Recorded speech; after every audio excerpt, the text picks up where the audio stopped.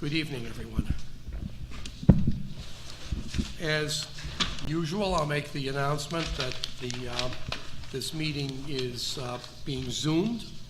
We provide that as a convenience. We don't guarantee either the quality of the audio or whether it will last the entire meeting or not, but our primary use of that is to allow remote public comment.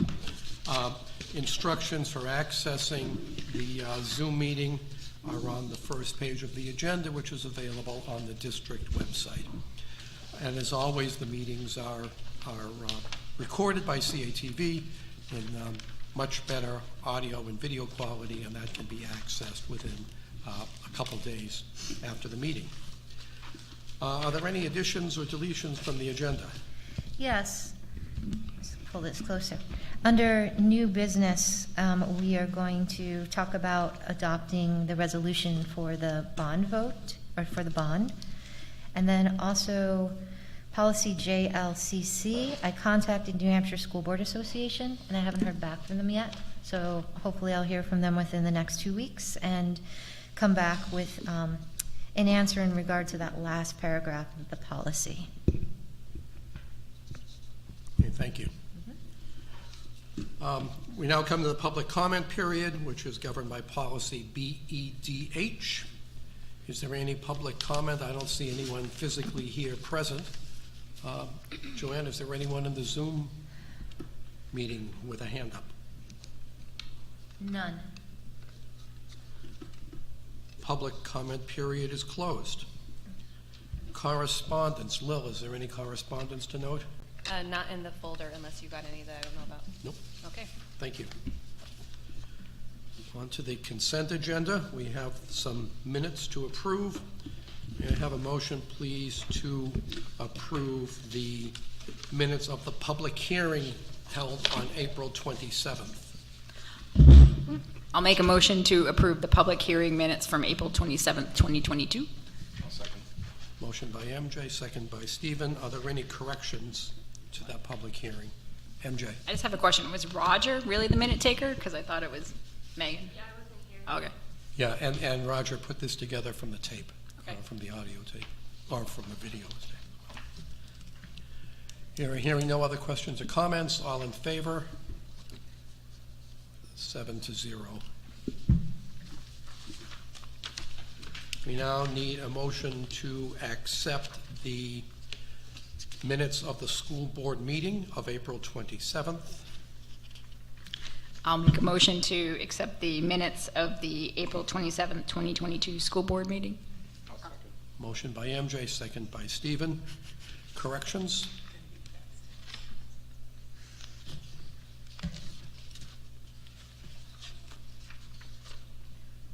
Seeing no hands raised, all in favor? 7-0.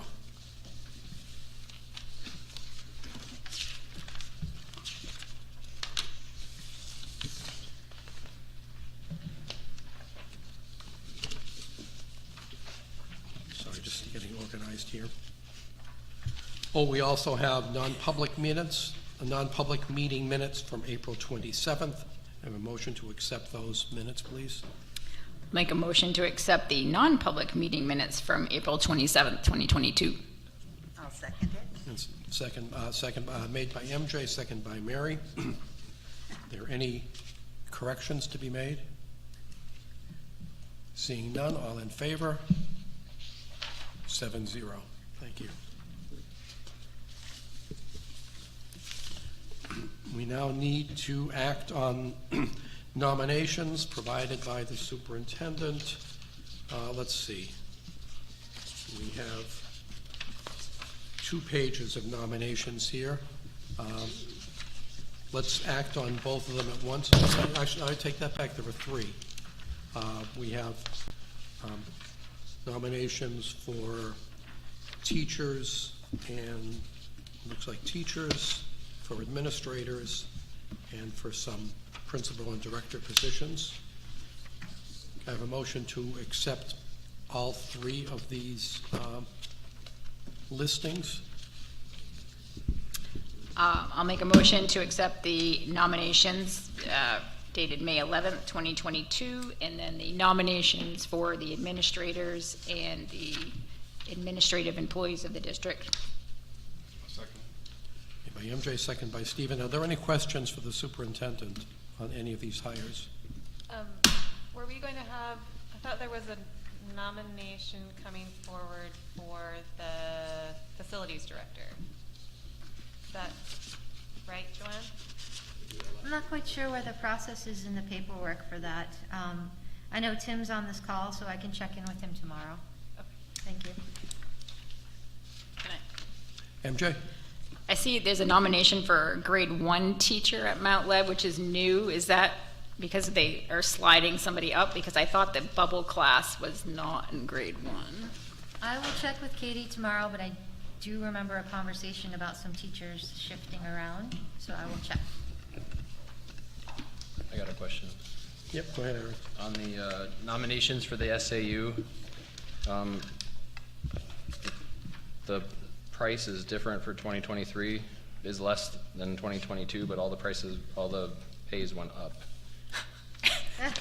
Now, that's what I call creative accounting. Yeah, that's right. Yeah, so it's probably 589. I believe that there was a 2% raise for all involved, so I will have Tim check this with Heidi. Thank you. But your sense is that the fiscal year 23 salary, 22 and 23 salary figures are correct. It's the totals that are wrong.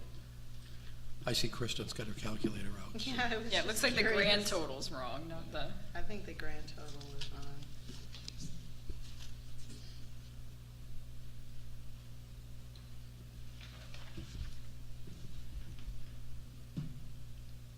Yeah, that's, I didn't do it's super precise, but the 23 salaries are correct. I think the other one is probably supposed to say 589, but. Okay, thank you. I guess the question, Yeah, could we get can hear you. that, just push that out to the board when Tim confirms so that we know? Sure. I see him tomorrow. Okay. And then I think we can go ahead and vote on this then, with the understanding that those salary numbers, the totals will be confirmed, and if hearing no objection. Okay, all in favor? 7-0. Thank you. I see Tim's hand up. Tim, did you want to add anything? Well, We police can't director is hear not you. a certified position. Hello? Hello?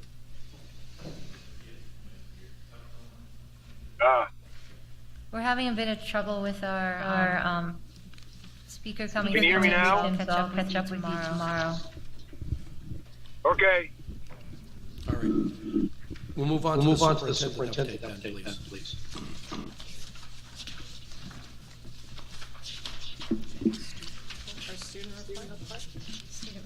I'm sorry. Miles, I forgot all about this. Sorry. Oh my God, you're so quiet back there, man. It's the shirt. You're not wearing that shirt. I can't see you back there. I'll have to wear that next time. No, I'll forgive you. So, my name is Miles Sturgis. I'm the moderator of LHS Council, and an update on student life is pretty brief, but students are enjoying the nice weather this week, and end of year events as they start to happen. Prom was last weekend. It was a success, and AP. This is the second week of AP tests. All of mine are done, luckily, but some people have a couple more to go. An update on council. So as I mentioned at a previous meeting a few weeks ago, the assistant moderator, Mary Rainey, and I observed Hanover Council, and last week they came and observed us, and we had more discussion with them and also with the principal, Mr. Smith. Council is going to be working with an organization that's affiliated with Dartmouth-Hitchcock called New Futures, and we're going to be working with them regarding substance abuse and mental health, as well as promoting safe graduation, and we just worked with them on promoting safe prom. Our athletics and academics committee helped pull off a successful teacher appreciation week last week with donuts as well as cards for teachers, staff, the culinary staff, the custodial staff, and the crossing guard. Recently, we've had a lot of valuable discussions in council pertaining to different things at LHS and in the community. And today I met with Mr. Smith to make some recommendations. And on behalf of council, we recently had elections for the rising sophomores, juniors, seniors, and the staff positions for 2023. So those are complete. This Friday, some of us from council are visiting LMS to promote council to the freshmen, and we plan to visit Plainfield to promote council to the freshmen there as well. And there was a lot of increased interest this year in council elections, which was good to see. Right now, we're currently working on planning Springfest, the homecoming dance next fall, and other activities and fundraising events for next year. Questions for Miles? Miles, the co-curricular list that you guys made up, is that posted anywhere online?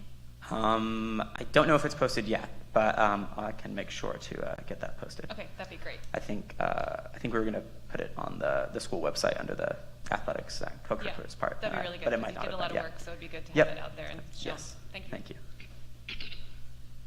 Anything else for Miles? I apologize again for skipping over your report. No problem. Okay, thanks. Thanks.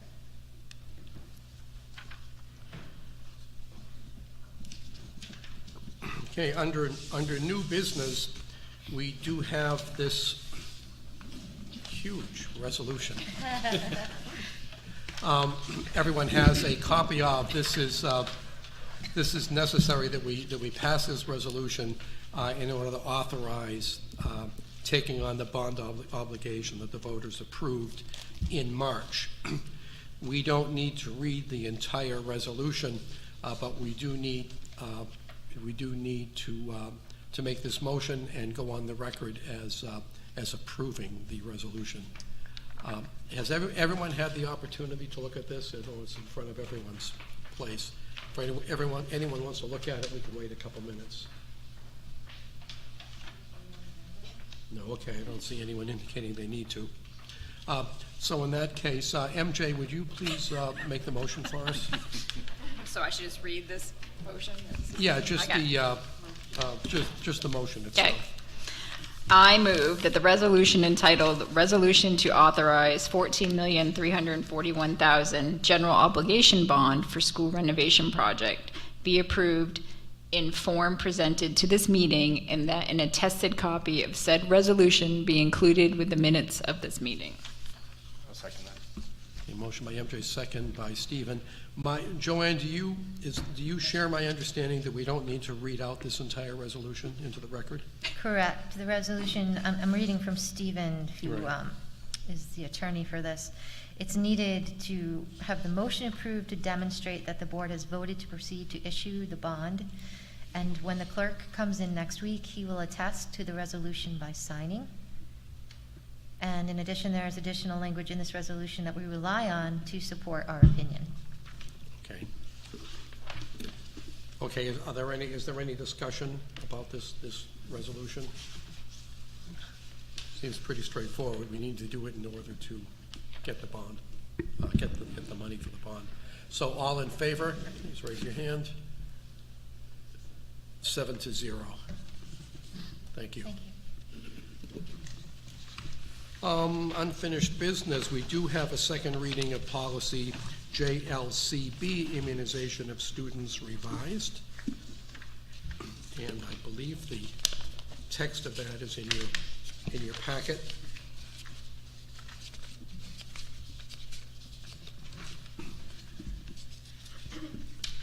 To get things started, can we please have a motion to approve JLCB? Someone just speak up because I can't see a thing right now. I'll make a motion. I'd like to make a motion to approve JLCB revised immunizations of students. Motion by Kristen, seconded I'll second. by MJ. Are there any corrections or questions or comments on this policy? There were a couple of comments which I've already submitted to Joanne, but substantively, no. Okay. Is there anything that we need to be aware of? No. Okay, not hearing any others. All in favor of adopting the policy revised? 7-0. Thank you. As Joanne mentioned at the start of the meeting, we're going to defer,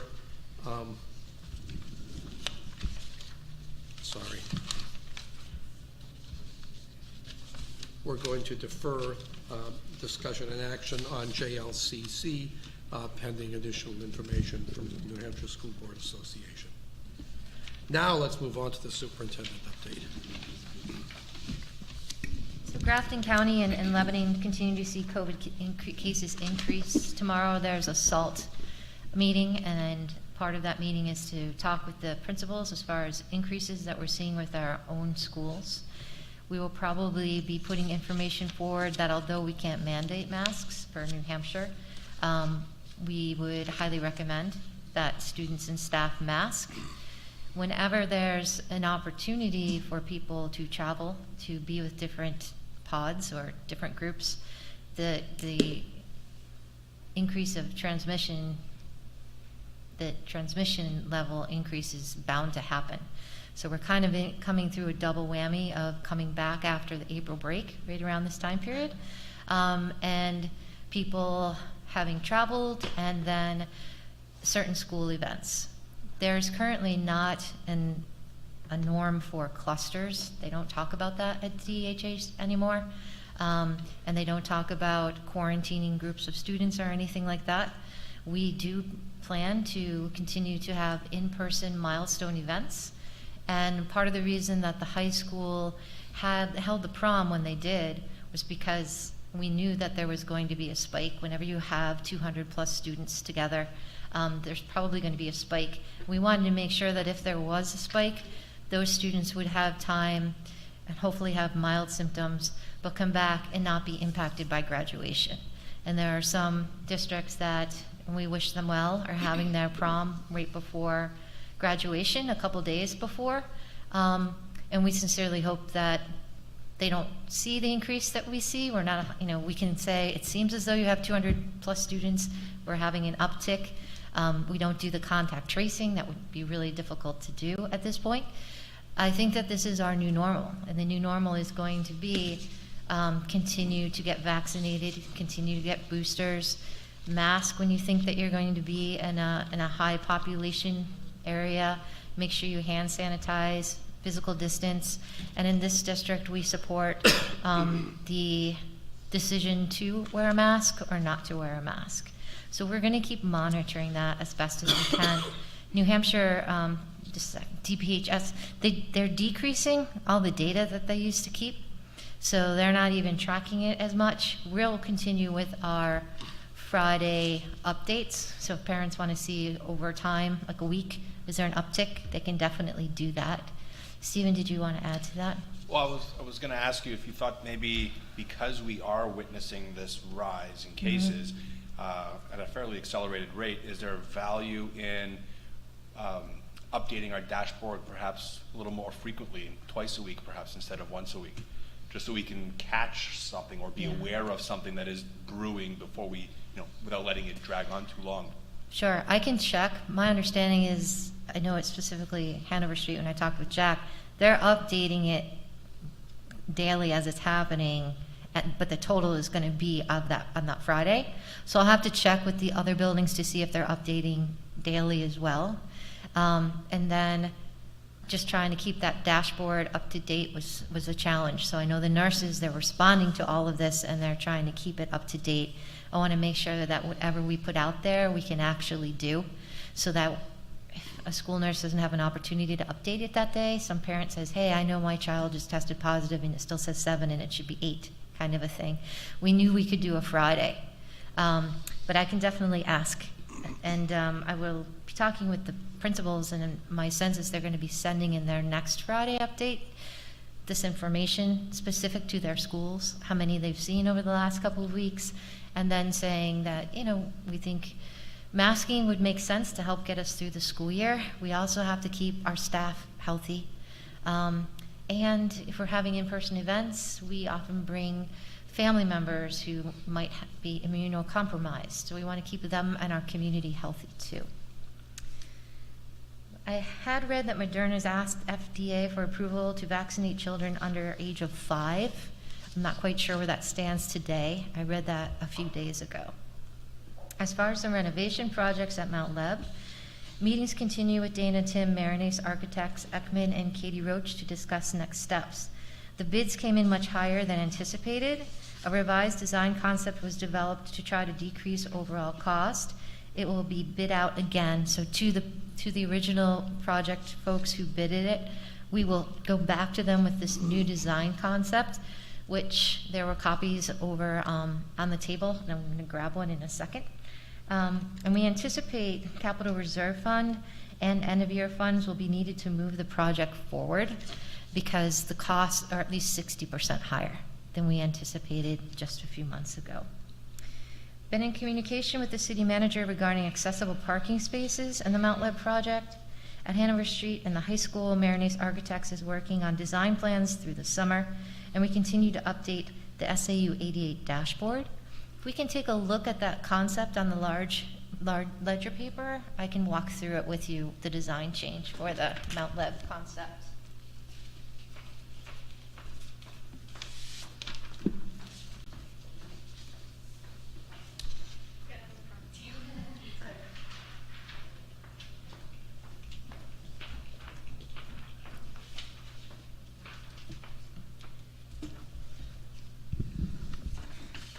So if we look on the left side, it shows the original floor plan.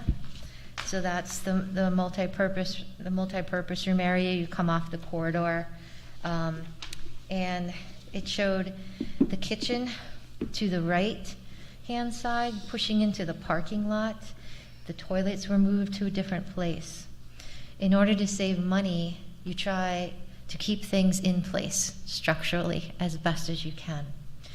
So instead of moving the kitchen over to what I call the right-hand side, the kitchen will be expanded to the right, but the majority of the kitchen will remain physically where it is. And it helps to save money because in the original floor plan, this pushed out and we had to change sewer lines and get involved with the utility lines and everything like that. That doesn't happen with the revised floor plan. It will be a cooking kitchen. We'll try to use as much of the equipment that is in there that we can to try to save money. And then there'll be storage to the right. And when you come in, the multi-purpose room where there's kind of it shows where there's a structure, those squares. There will be a curtain that comes down. It's not a sliding folding door between the two, but a curtain so that the left-hand side can be used for a cafeteria, while the right-hand side can be used for the gym. And then if there's an event like Friday Sing, that curtain just gets pulled up and you have the expanse of the entire space. We don't know how much this revised floor plan is going to save us, which is why we think that we will have to go with this plan, but also seek additional capital reserve funds or end-of-year funds to keep this project moving forward. And part of the reason that it's so important is because these ESSER funds end. They end September 30th, 2024. And steel is out a year to try to get steel. So we have to lock down with the subcontractor so they can start ordering the materials so that we can actually get this project in time to be able to use all the ESSER funds that we can. So we've worked hard on this concept. We think it will do justice to what we had in mind, envisioned in the cooking kitchen and the expanded multi-purpose room. And we are working really hard. Lots of emails every day, lots of phone calls, Zoom conferences to get this all set and moving forward. I think they're working on getting this design to the point where they can send it back to the bidders, and it will probably take a couple weeks for those new bids to come in, and we are just moving as quickly as we can. We also aren't moving the toilets in the second one, and that saves a lot of money when you're not moving plumbing around as well. And those are currently accessible, handicap accessible toilets, so they can remain and we don't have to do anything to them.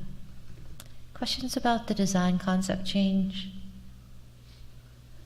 I have a quick question. I mean, MJ explained a little bit, but is the kitchen now going to be sufficient for what it needs to do to cook for everybody? Yes, we made sure that Dennis, who runs Cafe Services, was involved with the architect and weighed in on the plan. It's not as large, but it's doable for what we need to have happen at Mount Leb. We really wanted to make sure that there was a cooking kitchen, that it just didn't stay as a warming kitchen. And this seemed like the most economical way to do it is to push it out into the parking lot. So most of its structure remains the same, and you're just building out to the right. MJ? So looking at this plan, did you just say that the plan would be for the cafeteria space when gym class is happening is to be on the right or the left? I think the thought is that we went back and forth about it. You could do it either way. The last thought we had was the cafeteria would be the first part of it, and then we would have a handicap ramp. You could pull the tables out of the way onto the stage whenever possible, and that the right-hand side would be more of where PE would take place. But there's flexibility, and I don't know enough about the height of the ceiling or where they're going to put windows yet at this point. Well, I was just more concerned if you had it on the right, how the kids were going to exit PE at the same time people were eating lunch. So that it seems like it'd be a better flow without having more detail of egress. But yeah, they would come in toward the cafeteria, and then come through either toward the top or toward the bottom into the gym. Well, I could imagine it being logistically a little easier for PE students to walk through the cafeteria to get to where they need to go, as opposed to cafeteria students needing to walk through an active PE class. Yeah. well, I get that, but I just thought there was going to be a curtain there, so I didn't see kind of where it was in the plans that they could sneak through the curtain if it was down at the time. But Yeah, those are good points. I think our main thing was, can we redesign this, trying to get the most that we can that we thought we could do, and hopefully bring the cost down. Eric? So the entire project that we approved included the front entrance, the special services area, and the nurse's office. Can you talk about how those are going to be affected as well? So in talking with Katie, she didn't really want a lot done with that behavioral room. And I mentioned to the board months ago that we were concerned the prices were going to be high and that we might not be able to do the front entrance. We won't be able to do the front entrance. The front entrance would be an additional $880,000 on top of the project based on the way that things are cost right now. And so we had to prioritize the front entrance. You know, maybe the front entrance will become more identifiable now that we are making these changes. They do have the double door, but it doesn't give the expanded office space that we talked about. It still doesn't have a principal's and assistant's principal office, but we just had to make decisions as to what we thought were the priorities for the project at this time. I did contact the commissioner to ask if there was any way that a school district like ours that had followed all the protocols, if we could ask for additional funds. Like maybe there's another district that isn't going to use their funds, and he said that there was no pathway to that he was aware of. So I'm just trying to find money wherever I can. One more question, but in terms of that entrance in that space, so we're basically not solving the problem then, a part of the problem at Mount Leb, meaning Right. we have to add that back onto the long-term plan to do at some Potentially. point. Yeah, if that's continues to be a priority for the board at some point down the line, you might do that over several years of saving through the capital reserve fund. But I'm thinking that the capital reserve fund for the next couple of years will probably be needed to offset these costs that we're seeing. And do you, sorry, one more question, do you anticipate when the bids come back, I know you're going to put it out again, I mean, I'm not on the facilities committee, but are you happy with the people who have given the bids so far, or are you looking for somebody else because you think that it was too No. high? The Ekman who ran the bid was pleased with the number of contractors that came in, was surprised by how much things are costing, like 10 to 30 times what they thought for fire sprinkler kind of materials. That's another thing. We might not need to move fire sprinklers around as much in this model as well. And they will go back to the people who bid, because those people are already familiar with the project, and ask them to rebid and recost it, not open it up completely again. That's the most streamlined way to do it.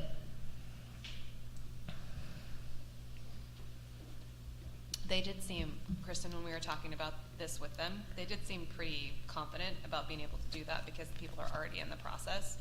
So the Ekman people, when they presented, were very like, we can do this because we've already told them that's what we're going to be doing. So they're already thinking about the structural changes and not making structural changes. So they felt pretty confident that they could do that in the short time frame.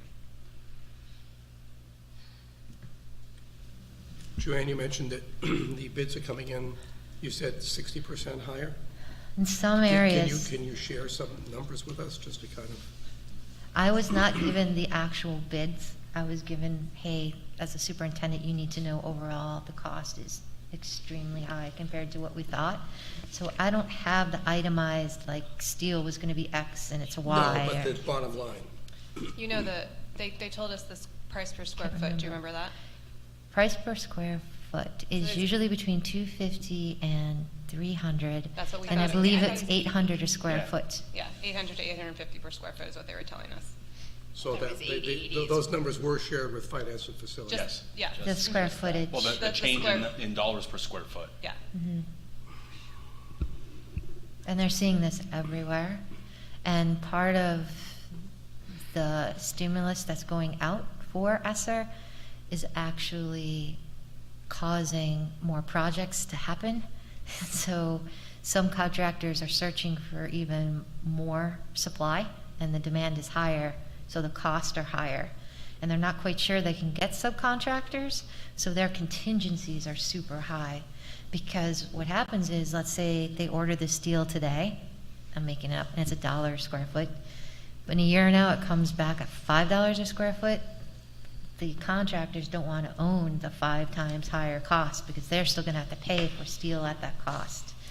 So we've just really learned a lot, and are in a constant communication to try to do the best we can with the money that we have, and trying to keep the essential parts of this project. So what has been lost in this redoing the plan? The front entrance, which we talked about months ago. Mhm. I don't know the square footage difference between what was the original kitchen space versus what's here. So the kitchen's gotten smaller. Mhm. But the And- facilities, the equipment in the kitchen remains the same? It's just less room to move around, or have there been some equipment taken out? I think you have to have certain pieces of equipment in order to have a cooking kitchen.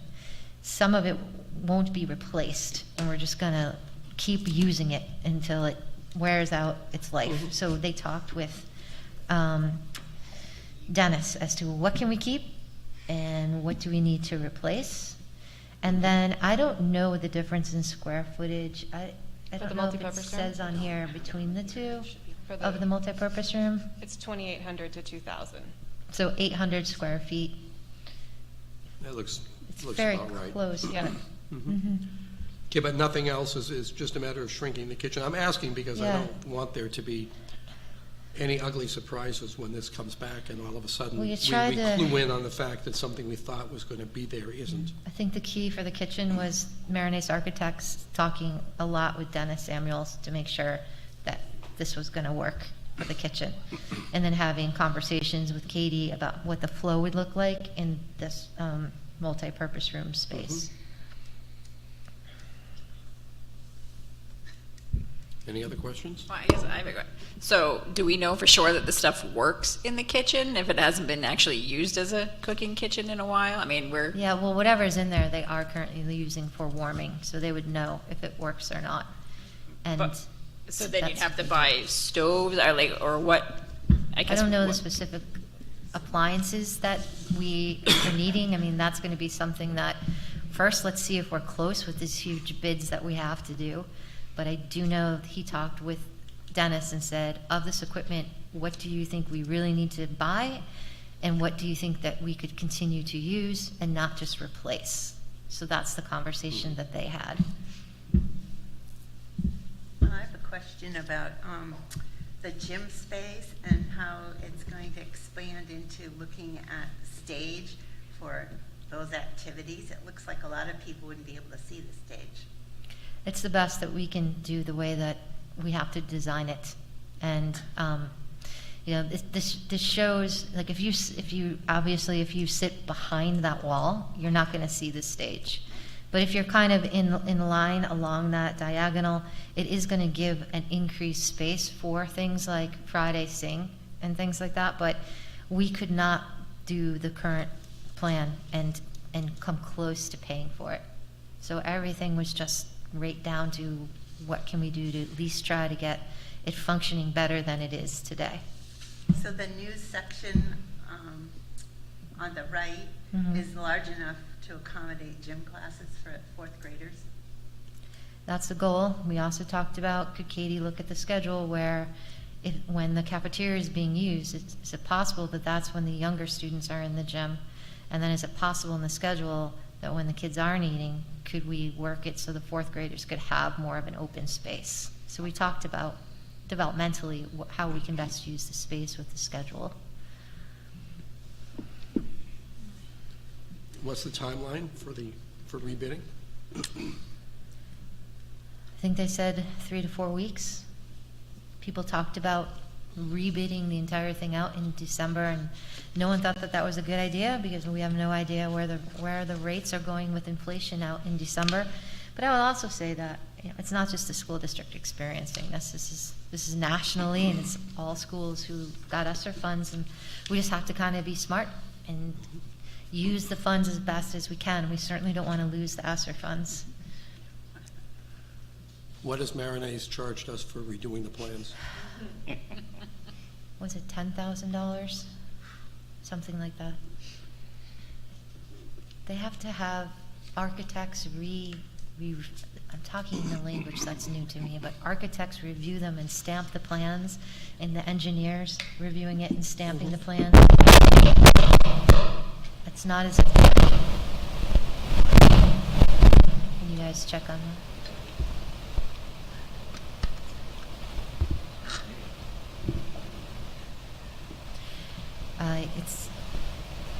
I forgot what I was saying before the thunder started. Did you ask me timeline for the bids to come in? And I said about 4 weeks. He's asking about the architect's cost. Oh, and the you were cost. saying- Yes, thank you. 10,000? I remember seeing an email that mentioned that in it. Yes. So, speaking about that, one thing that MJ brought up at Finance and Facilities, which is germane to this conversation, but also to the Hanover Street and LHS conversations, because their design concept is going forward, is that the original plan, design plan for this did do a whole bunch of moving of utilities and existing sort of demolition of existing things. And we were thinking that going forward, we should be really cognizant of that, because that's going to continue to be an issue and pushing for design plans that don't demolish or reposition utilities as much as possible, if it's possible. Wouldn't you think that would go without saying? This is what That's MJ what brought I up. thought, I but mean, does not. you know, we've been That's MJ's dealing, I mean, point. seriously, we've been dealing with these guys for 5 years now. And we keep coming back and saying, help us trim the costs. And, you know, it seems like it takes a crisis before the costs are seriously trimmed. Go ahead, Steve. I mean, I'll speak just to, because this was raised, and the designers, the architects said that their original intent was designing to maximize the functional requirements that we asked for, as opposed to cost requirements. So that was their rationale. They wanted it to serve the purposes we wanted. They prioritized that. And this was a plan that we did look at, and for the reasons mentioned today, we didn't go with. Just think we do the best we can. But I think it's not just the architects that need to be cognizant. I think that's the point. We also need to be cognizant of it going forward, is to think about, it looks beautiful, how much of this sort of utility work does it require us to move around? And is it possible to not do that sometimes? Yeah, but that's what the pros need to advise us on that, because we don't know where the fire system is and, you know, if the toilets are in a good spot or not. So I definitely agree that kind of saying, you know, we're in this reality and we want to get the projects going, but obviously we have to be careful of, you know, every penny. So, but yeah, I also see that this central entrance between this classroom and the multipurpose room has also shrunk back not that many square feet, but a little bit. So but that's not the entrance you're talking about, Joanne, this little thing right here. That's a different entrance. Yeah, that's the side entrance. That's not the front entrance. And to go back to Aaron's question, the nurse's room is still part of the renovation. Out into where there was that doorway, that corridor in Mount Leb, so we're pushing that out. It would allow the nurse to have a desk space, more space between the two beds, and that bathroom would be renovated to be ADA accessible. Anything else on Mount Leb? So the strategic plan, so SALT Oh, members. excuse me, Joanne, before you go on to the strategic plan, you did mention that Hanover Street School, Lebanon High School project, the architects are working on design plans through the summer. Can we presume that they are aware that they, you know, that we did just approve a resolution for $14,341,000? Probably safe to assume we're going to run into a similar problem there. Right. They're So, well aware. can we- I think that's why they want to keep this project going, and a question will be when they get the next set of drawings done. Those bids go out midwinter next year, but they would be coming to finance the facilities to kind of say, this is what we're going to be bid on, and those were the questions that we would ask, like, have you considered the utilities? Have you considered everything like that before it goes out to bid? Yeah, exactly. We've learned from this, so let's ask those same questions before it goes out to bid in the winter. Okay, sorry for the interruption, go No, ahead. no problem. So SALT members, we're meeting tomorrow with Deo Milano to finalize the draft strategic plan. And parents, staff members, and community members were invited to attend a strategic plan forum on Wednesday, May 25th, 5:30 here, and the draft will be sent prior to the forum. The city manager informed the board that the city does not plan to move forward with the joint city school district Seminary Hill renovation project, citing costs for the renovation and increasing bond rates. The letter from the city manager is right after this superintendent update, and the numbers about the total project budget, according to this document provided by the city, was 16 million, and the cost, I believe, if I'm reading this right, was closer to 21.5.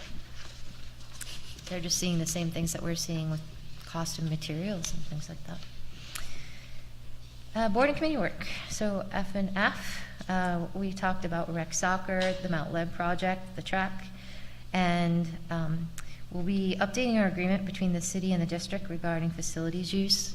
It's difficult to have custodians sometimes available, so we would be training rec department people to clean up so that they can still use our utility or facilities even if there's not a custodian available.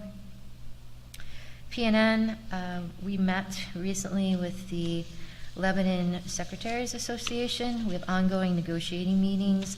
I sent an invite for tomorrow from 9:30 to 9:50, right between Policy Committee and SALT, to catch up and have a conversation. I think those negotiations are going very well, very collaborative and cooperative. Tomorrow morning at 8:30, we're meeting to have Policy Committee, and I've sent several different pieces of communication to board to keep them up to date. This is the time of year that we are approving grants and submitting them, submitting teachers and paraeducators renewal information. So it's going to take me a while, but it's called New Hampshire Ed now, not the New Hampshire DOE. And it's going to take a bit for all of their website to be updated, but they are a new title for their name. I met with the I met with the Lebanon Middle School Student Council and then a separate group of students to have a conversation about Lebanon Middle School's climate and culture. Today I met with LMS science teachers to discuss adding a course to support students who might benefit from 8th grade science. Today's was our second meeting. Met with administrators to find out how the course was offered in the past and the schedule for next year. I scheduled a meeting with Mrs. McIntyre to talk about LMS and her transition to the role of principal. Participated in meetings with Ekman and district attorney to review the contract for Mount Leb. Met with Deo to review the draft strategic plan. Facilitated SALT meeting focused on the draft strategic plan and mentioned that we're going to meet again tomorrow. We had the last HACTC meeting. We had students present, which is always the highlight of every year. And they also had done a short survey and provided the results to us. In the process of reviewing all evaluations for staff members, so every year I review over 350 evaluations, and I do that because I'm looking for consistency between schools, and I'm also looking for things that I can celebrate. And when I see a teacher, to be able to say, hey, this came across in your evaluation, great job, and I do that every year. And I participated in a webinar focused on using culturally responsive teaching to support English language learning. And it was very interesting because it dovetailed really well with what we're putting together for the next 3-year strategic plan. MJ. So I just have a question about the 8th grade science, but at a modified pace. So is it only 8th graders that need it at a modified pace? Are there 5th, 6th, and 7th that might need it at a modified pace? I think we need to start somewhere. This is a course that was offered back in 15-16 and for whatever reason ended. Coming back from the pandemic, teachers are seeing wider bands than ever. 8th grade science is pretty abstract, and so trying to modify it to a point of where a student might be reading at a 1st or 2nd grade level is that keeping them engaged. So it's at a level of modification where the same content is taught, but the pace might be different, and there's just more support for students. The 7th grade teachers know those students really well. We met and we talked about which students might benefit from the class today. They're going to put a syllabus together, contact parents so that it's all very much so communicated before the end of the school year. They also think that a grading system makes more sense for a course that's paced this way than having conversations about an audit or what passing means. We're still going to have those conversations at the middle school, but particularly for this group, they thought it was very beneficial. There is currently a math course that's similar to this, and the high school has a class called Foundations in Science. So I think we came to the agreement that this course is called Foundations of 8th grade Science. So we also want to make sure that this was a pathway that didn't impact other courses the students might be in or impact where they might be at the high school. It's kind of nice to pilot something that worked several years ago and bring it back and see how it goes. Karen Woolsey and Cynthia were at the meeting today, and then whoever's going to teach the class, I asked to connect with Lisa so that Lisa has a sense of the content, the assessments, and we can leave the school year with an understanding of how that course is going to run. And they're going to work together a bit in the summer because it'll be a co-taught course. Students in regular education, ELL students in special education, so it's a blend of students, and they were very excited about it today. Bill? You mentioned that the principals will be updating their various constituencies in their newsletters about COVID cases and whatnot. Are you planning on doing the same in your superintendent's update that's coming out? Yeah, I want to push it out sooner rather than later, and my superintendent's letter just went out last week. So I'd prefer that they push it out, and then when I do my next Please Come to the Community Forum, I can emphasize it in that letter too. I had one more comment about the COVID thing, that I know there's been a lot going around recently, and it feels to me like, and I know this personally because 2 of my kids just went through the cycle, but luckily extremely mildly, but do we have a sense of like percentage of how many people have actually gotten COVID at the, like for instance, at the high school? Because I'm feeling like the numbers of active cases versus, and vaccinations, like everything's very blurry at the moment. And if we knew like, I mean, We're not, a lot of people have had COVID in the last couple of weeks, and it feels like if we know like, okay, 50% of the high school has had COVID in the last month or something, it's a little bit, you know what I mean, bringing back the masks and it's the, voluntary if people let us know if their child is vaccinated or not. right. And when you have home tests, they don't necessarily report in if their child has COVID or not. It's very dependent on the individual family and what they share or what they say. We do have the numbers because the parents who do report to the school nurse will say, my child tested positive for COVID, and they often say, can you go over the next steps with me, because it's confusing if other individuals in the household have been vaccinated or not vaccinated, 10 days and 5 days with masks. Our nurses have been incredible in providing that individualized information. And that's why I said tomorrow at SALT, with the principals, I'm going to ask, like, what are you seeing for your numbers over the last 2 weeks? They have their weekly numbers, because the nurses keeps track of those cases that she's informed of that are positive. Right. Right. Okay. But you could easily do that as a percentage. So if you have X number of students in the high school and there's 20 positive cases one week, that's the percentage, but it changes on a daily basis, because you could have 5 or 8 kids test positive in a day, or 0 kids test positive in a day. Yeah, So I mean, yeah, we don't have to spend too much time. I was just thinking, like, if we had the idea to sort of mitigate some of the worry, you know, if we knew, for instance, 50% of the high school teachers and students have had COVID over the last year, then you have a different situation than if you say nobody's had COVID and everybody's still at risk because the vaccines are only, you know, partially valuable. So anyway, it was just something that came into my we mind. continuously have COVID cases. We'll continue to have COVID Right. cases.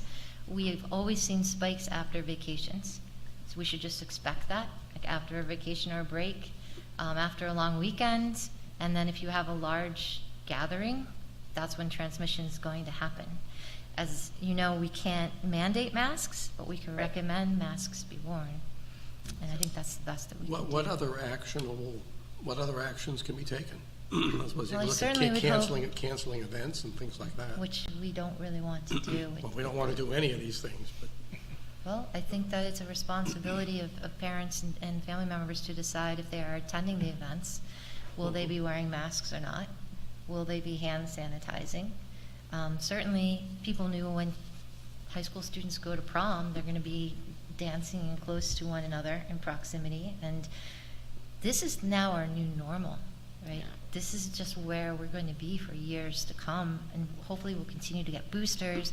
But boosters and vaccinations were never meant to completely quell the transmission of COVID. It was meant to make it so that their symptoms were so mild, hopefully, that it wouldn't have the impact of quarantining and shutting everything down.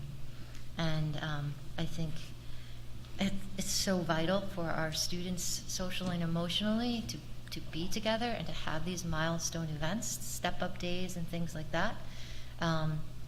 We don't want to go back to kids sitting 6 feet apart with, we now know plexiglass didn't work, although we put plexiglass everywhere. So I think as a district, we continue to say, please get vaccinated, please get boosted, please physically distance. If you travel, please wear a mask, and do the best that we can with hand sanitizing. To try to go back 6 feet distancing, it impacted our children's schedules so much. Their day really, it kind of resembled the same day, but I know in this building particularly, there's still stairwells that only 5th and 6th grade students can use. And then I've heard from older students, I have 2.5 to 3 minutes to get to my next class, but I can't use that stairwell, and that stairwell is the shortcut, so I end up getting to class late all the time, and then I feel stressed because I'm running to class late. And we just weren't built to be physically distanced. And so the board could certainly, vote to not have in-person events.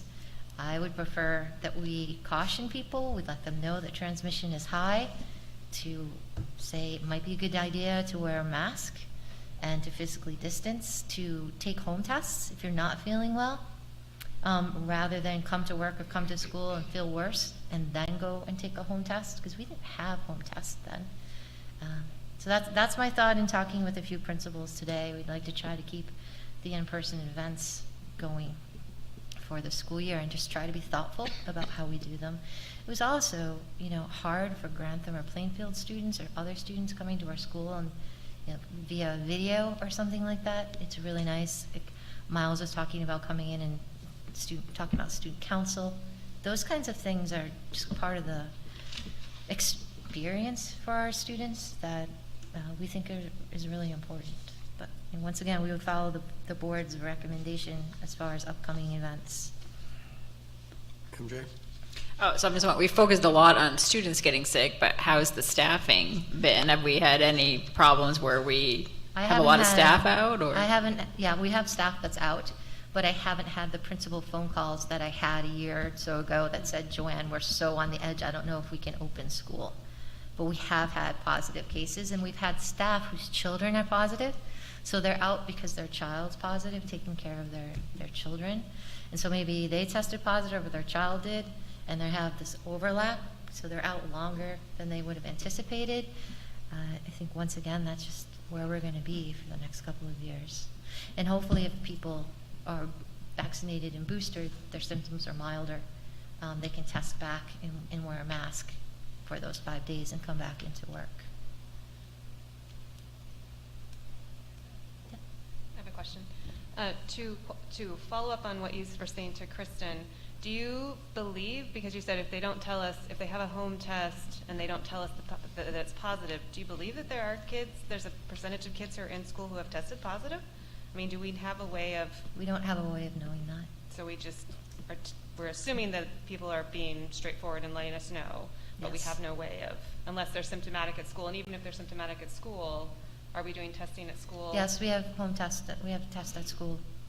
And then if a parent calls and says, we don't have a home test, but my child has a symptom, we have additional supplies to give that family. We made sure that we did that. Thanks.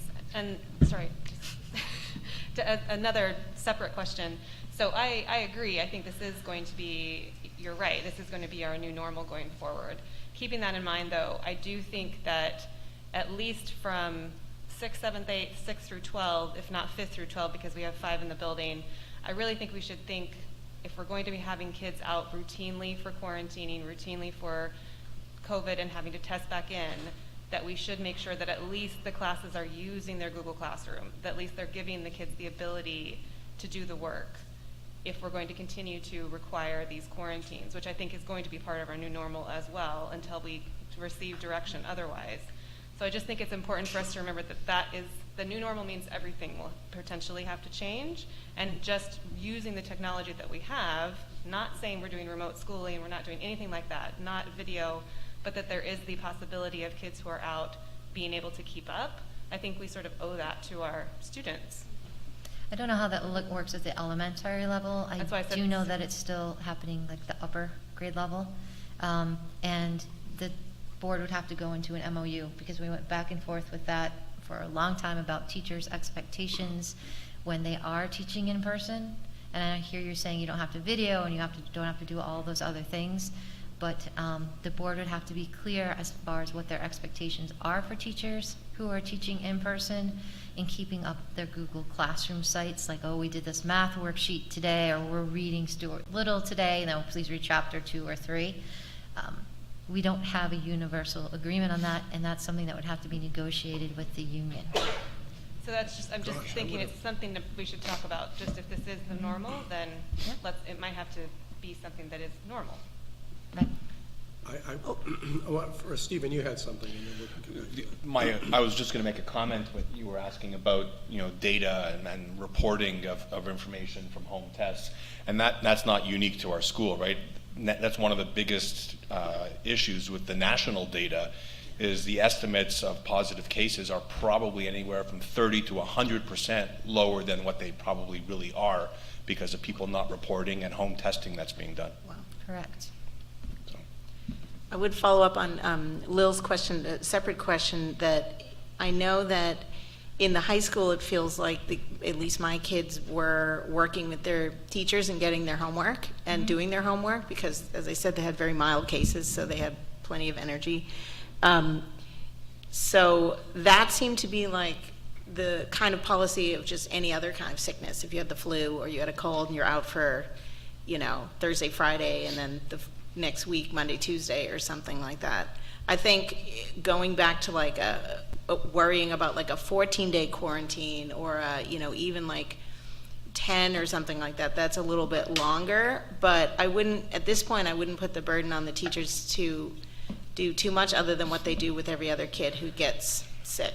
I think it's not. I think it's just. I agree. I think that it's inconsistent. I guess that's what I'm saying. I think it's inconsistent for kid to kid and for school to school, at least between LMS and LHS.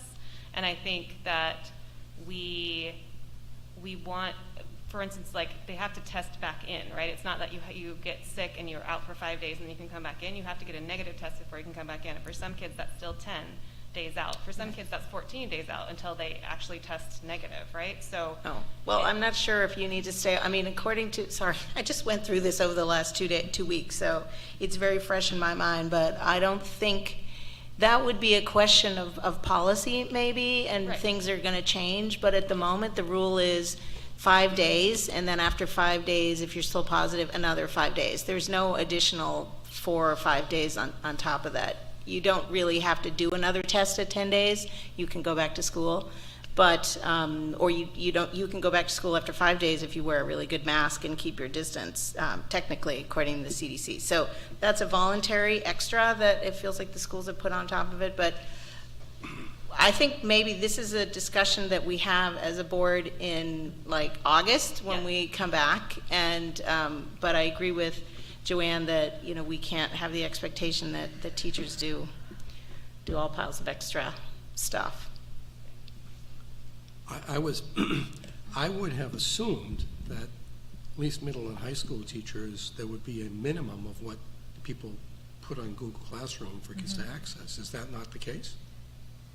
I mean, there's some teachers that aren't using it at all. I wouldn't know what individual teachers are doing. I could ask the principals. Might be worth finding out because. Yeah, I wrote a note for tomorrow. Yeah, Right, I mean, because if we do need an MOU, I mean, that's it's not the sort of thing you do overnight, but it seems to me that's a pretty low bar. Go ahead, Stephen. I'm sorry. yeah, no.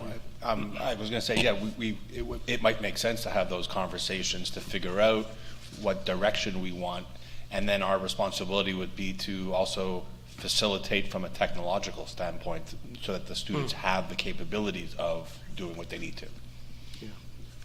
We ought to be in pretty good shape for the investment that we made to make sure that kids were during the hybrid I know we days. do look at that because we had traditional snow days and then we're going to go remote. So we had to make sure that there were hot spots and devices for people to be able to take home if we had that additional emergency day this year.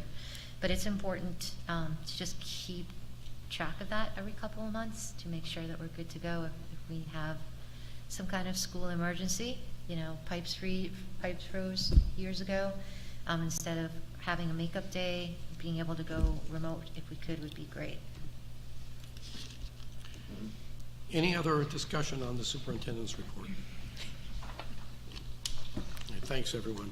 Do we have anything from Tim for a BA report update? I'm hoping that we can talk with Tim.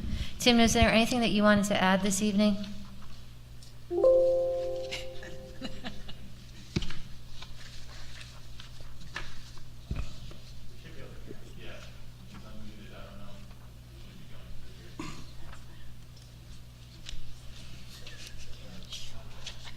Do you see that is he muted or? Unmuted, but I'm not. You try to chat, you can hear us. I don't know if he's there. I don't think there's anything in the packet, and I think that he didn't plan on saying anything because he was traveling back home. All right. So All I right. don't think there was an update. Well, he gave us an update at the last meeting. Yeah. A budget status. Yep. Okay. Committee updates. Finance and Facilities met last Thursday. Aaron, is there anything else that hasn't been discussed already? Not really. It was covered in the superintendent meeting, or brief. Okay. Policy Committee is meeting again tomorrow morning. EC met on Monday. Lil, is there anything to report out there? No, we discussed I don't know what her new title is. I can never get the letters correct for Lisa's new title. But Lisa is going to be giving us an update, and we went through her delayed update on assessment and where we are going into the spring. And Lisa is coming to us for the May 25th meeting? Right. Okay. Okay, PNN continues to meet, or meeting, actually, I met on Wednesday, and I think we're having a short meeting tomorrow. Stephen, is there anything you want to? No, just that, as Joanne mentioned, actively involved in negotiations, and things are rolling along. Student Wellness Advisory Committee met on Wednesday. Mary, you're on that, right? Lisa's on that. Oh, Lisa's on that, sorry. You're on you're item F, Mary. Okay, so Lisa's not here. We'll get an update from her next meeting. Hartford Area Career Technical Center met on Tuesday. And that's where I mentioned we had some wonderful presentations for students. Right. And talked a bit about their survey instrument. Area Committee is meeting on Tuesday the 24th in Grantham. City School Joint Task Force is meeting next Thursday. The agenda's been published for that. Track Committee met last week. Things are perking along. I don't have anything new to report on that. Still waiting on some major grants. But it's moving forward. I think maybe we can have Brooke come in and give us an update one of our next couple meetings, because if we want to get students involved, that time's getting rather short on that. Dick, I can tell you, she's meeting with PTOs this week. Is it this week? I think so. Yeah, I didn't want to say anything because I didn't know if it had happened or not. She's meeting with various of us over this week and the next week together. You guys all meeting together, or is she I doing think it's going to be separate, but we're working out the details tomorrow, she and I, and then we're Great. doing all the meetings Right, next thank little you. bit. Okay. Future agenda items, board member recommendations or questions? So a reminder that we do have 5:30 next meeting, the community forum. I'm inviting Lisa, since that's the last board meeting before the retreat. Do you want to invite Brooke to that meeting? Yes. Okay. Would you do that? Yes, I will. Great. We'll have some policies to look at, because we're looking at policies tomorrow. And then we'll do the second reading of policies right off at the top of the retreat, so we can get those done for the end of the school year. Okay, one thing under item 12 that I would like to mention, that I asked the SAU office to put together a short letter that I drafted, just a couple sentences on the behalf of the board to our retiring teachers, thanking them for their service. That's something the board has not done before, at least not recently, and I just thought that it would be appropriate to do that. Those letters have been prepared now, and I will make a copy of that available to the board. It's just like I say, a 3 or 4 sentence, thanks for your service, the board appreciates it. And I'll send out a copy of that to everyone. Anything else? Now I'm going to look in this direction for a motion. Yes. Motion to adjourn. I'll second it. Motion by Stephen, second by Mary. All in favor? Feels like they planned. Unanimous. We're done. Thank you.